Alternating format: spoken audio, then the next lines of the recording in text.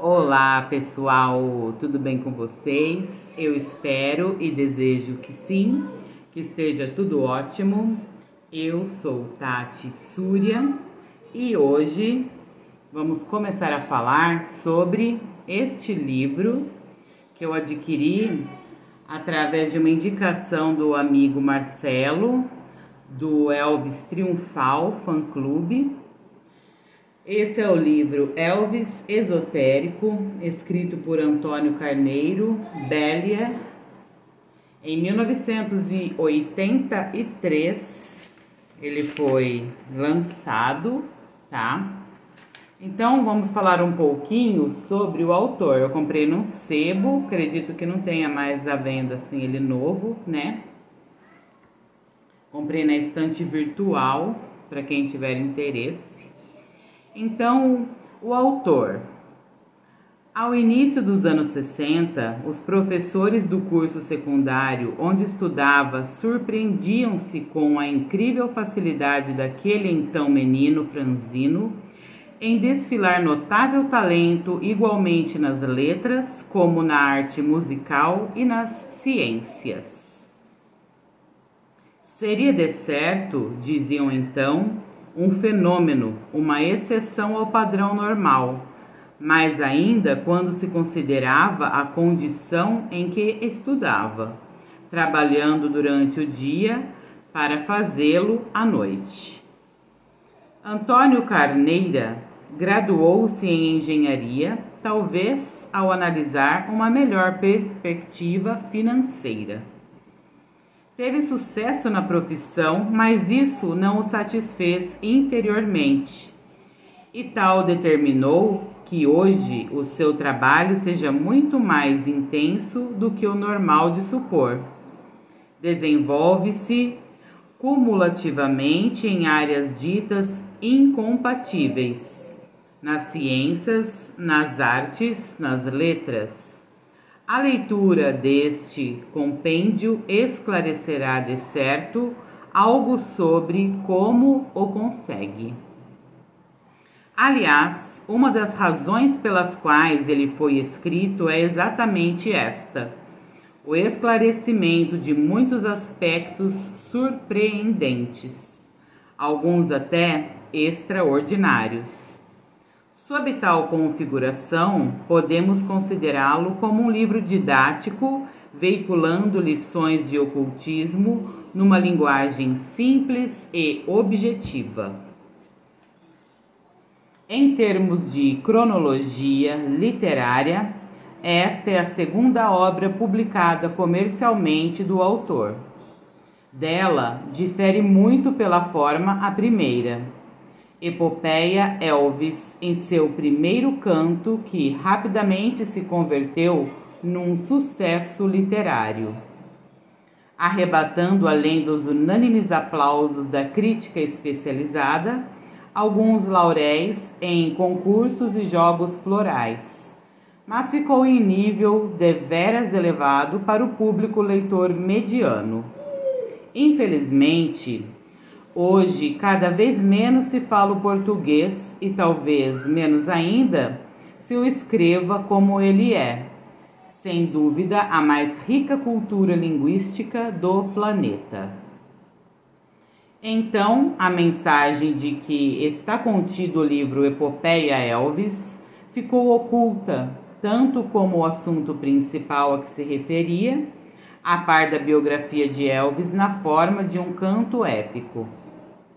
Elvis Esotérico, por outro lado, aqui apresentada em sua primeira parte, é uma obra muito diferente, com efeito pela forma.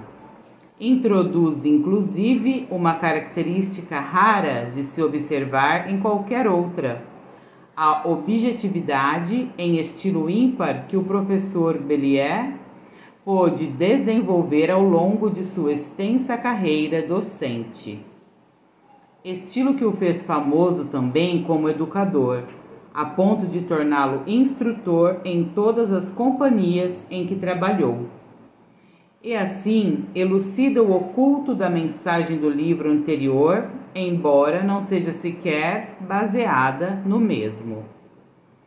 Enfim, outro desafio, este a todos, não só aos literatos ou às mentes mais analíticas. Sem dúvida também como palestrista, como professor, Antônio Carneiro é um fenômeno, ainda mais quando dele fluem para o papel frases que traduzem uma mensagem cósmica. Quem duvidar, que o analise e, se capaz o for, que o intua. Os editores. No dia em que silenciaste, o mundo entristeceu. Mas quando puder ouvir de fato a tua mensagem, há de se alegrar como nunca. Então vamos ao prefácio. Elvis Presley terá sido um dos nomes mais divulgados durante este estágio evolutivo da humanidade. Recordista absoluto de vendagem de discos, o showman mais bem pago de toda a história da comercialização das diversões via meios de comunicação, rádio, televisão, videocassete. O artista de cinema dos filmes calhados para difundir a imagem de um virtuoso e rebelde jovem disputado pelas adolescentes ao redor, filmes de sucesso absolutamente garantido nas bilheterias, jamais outro alcançou, nem alcançará a sua fama. Entretanto, e paradoxalmente, foi talvez neste plano físico o maior desconhecido ser humano cuja lente de aumento da máquina publicitária perpetuou na memória consciente de todos os povos. Nem mesmo os mais ardosos dentre tantos e tão inflamados admiradores seus o conheceram e o conhecem sob este aspecto. Poucas não foram as vezes em que esse extraordinário fenômeno de criação tentou fazer-se entender com as próprias fanáticas. Ninguém além delas tanto seria.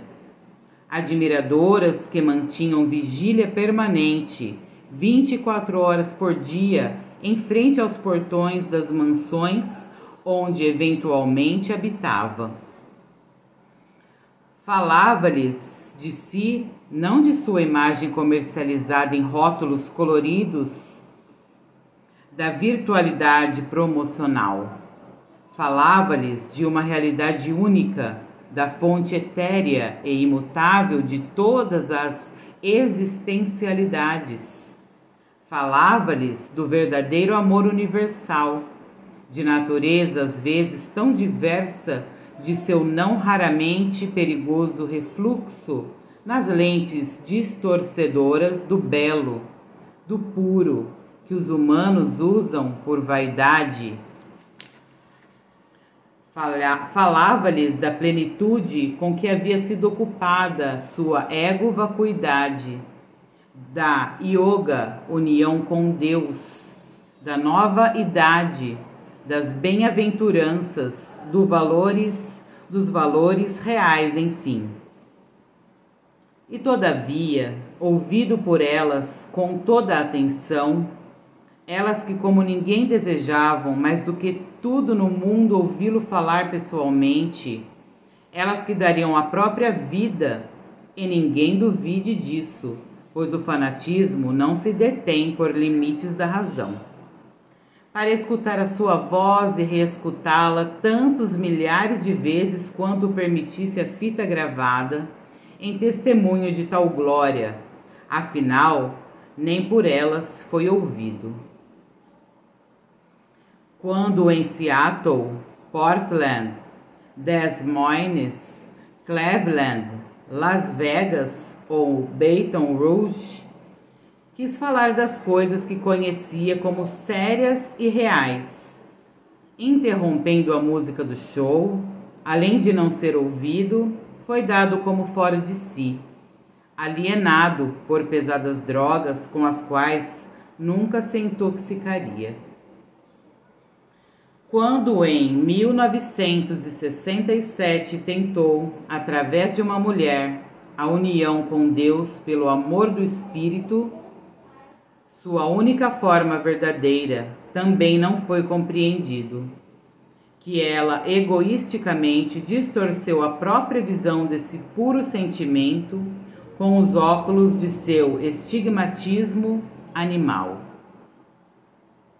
Quando enfim procurou fazer com que os amigos o seguissem nas peregrinações ao reduto dos yogas, ao Self-Realization Center, junto às montanhas de onde se vislumbra o Pacífico, também nessa ocasião não o perceberam os profanos e, de maneira pertinente, a média do procedimento racial deste ponto da escala evolutiva, o julgaram fora dos próprios sentidos, talvez dopado com psicotrópicos.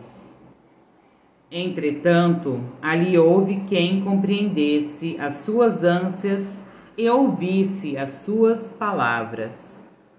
E dali partiram vozes em resposta, não somente às suas questões imediatas, mas sobretudo ao grande enigma que ele próprio representa para os pesquisadores das coisas reais, e assim importantes ao estágio evolutivo do planeta.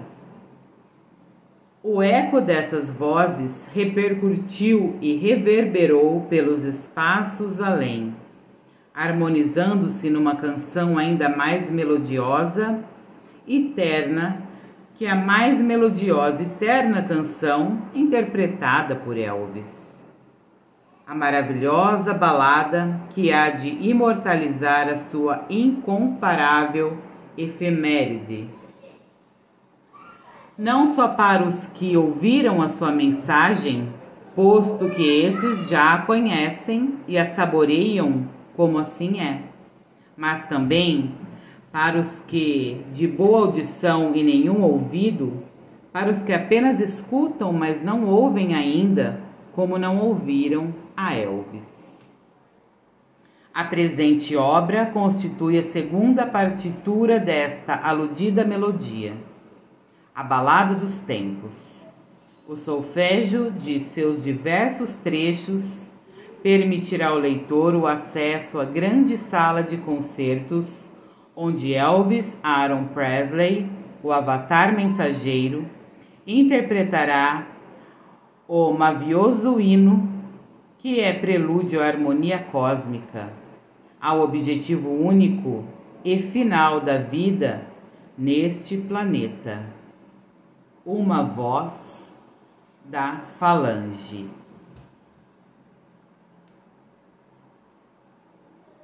Nota do autor.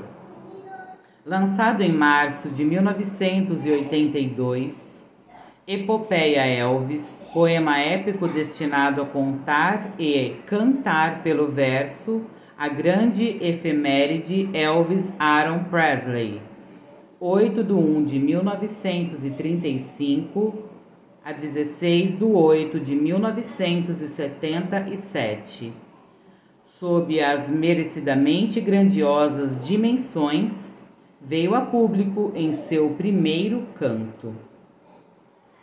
Cogitamos que a receptividade tenha sido bastante boa, tanto de parte do público em geral, esgotou-se rapidamente a primeira edição, como da crítica da qual apomos em apêndice alguns comentários, e inclusive laureou a obra com prêmios literários e menções elogiosas. Entretanto, e certamente em razão da forma poética clássica, e alguns tornou-se difícil ultrapassar as barreiras impostas pelas sínteses, metáforas e silepses utilizadas para alcançar o sentido de certas passagens. Há outros, carentes do conhecimento de indispensáveis conceitos esotéricos básicos, apôs-se como impossível absorver nas entrelinhas o alcance místico da obra. E a outros, Mais ainda, brilhantes literatos, nada disse ou diz o nome Elvis que pudesse despertar o interesse para a análise de um poema do alcance a que se propõe. Antes então de prosseguir com a obra, sugeriu-nos alguém, por veículo intuitivo, a elaboração de um vínculo concreto, um elo de maior consistência entre os cantos da epopeia, que permitisse à audiência de suas rimas uma melhor e mais clara sintonia.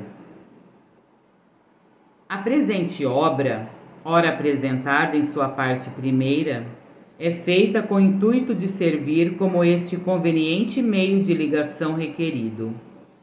Desenvolver-se-á paralelamente ao desenvolvimento da epopeia Elvis, sempre que assim se faça necessário. Propõe-se a servir como parâmetro de esclarecimento e informação. Será sempre apresentada em prosa, numa linguagem objetiva e tão simples como o permitam as limitações à síntese do autor, que desde prévio assinala os seus agradecimentos pelos eventuais comentários e sugestões enviados ao endereço assinalado para correspondência. Consoante vem ocorrendo com Epopeia Elvis, canto 1. Anelamos a que seja este um adequado instrumento para que muitos do terceiro milênio, atuais viventes nesse estágio evolutivo, façam ouvidos atentos à mensagem de um intérprete da etérea melodia, do universal prelúdio à sua ascendência aos planos de vibração maior. Endereço para correspondência, o autor deixou aqui aos interessados. E aqui nós ficamos com a parte introdutória deste belíssimo livro, e eu estou lendo junto com vocês. Eu não li ele antes, estou fazendo diretamente aqui a gravação do vídeo. Muita gratidão por assistirem, pela participação de todos. Se necessário, depois vamos fazendo algumas aspas aí, alguns parênteses, né? Fazendo comentários sobre o que está sendo dito aqui. Então, como eu peguei desde o ano passado falando sobre a espiritualidade de Elvis Presley, que ele é um ser das altas esferas, da ordem dos serafins e tudo mais, eu fui descobrindo muitas obras que vão e mostram a realidade dos fatos que eu acessei. E através também desses acessos nos mundos internos, né, suprassensíveis, que nós atingimos com a consciência, não é uma saída em astral, é algo superior. Eu também cheguei numa pessoa que se mostrou que era minha própria chama gêmea, a encarnação atual de Elvis Presley. Temos tudo isso passo a passo, as confirmações, não é nada inventado.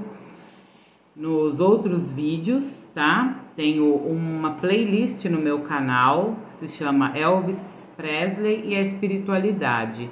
Lá tem tudo como eu comecei, eu tenho tudo registrado no meu grimório, né, por ordem de data. E muito legal chegar até esses conteúdos aqui. Então nós vamos agora daqui para frente fazer a leitura e, se necessário, algumas observações sobre o livro Elvis Esotérico. Gratidão por estarem aqui. Sempre deixem seu like nos vídeos, compartilhem com os amigos. Se inscrevam no canal, que aqui tem muito conteúdo bom sobre o despertar da consciência, ascensão, autoconhecimento, mensagens de luz e de altas vibrações. Gratidão e namastê. Elvis Esotérico, de Antônio Carneiro, Bellier. No dia em que silenciaste o mundo entristeceu, mas quando puder ouvir de fato a tua mensagem, há de se alegrar como nunca.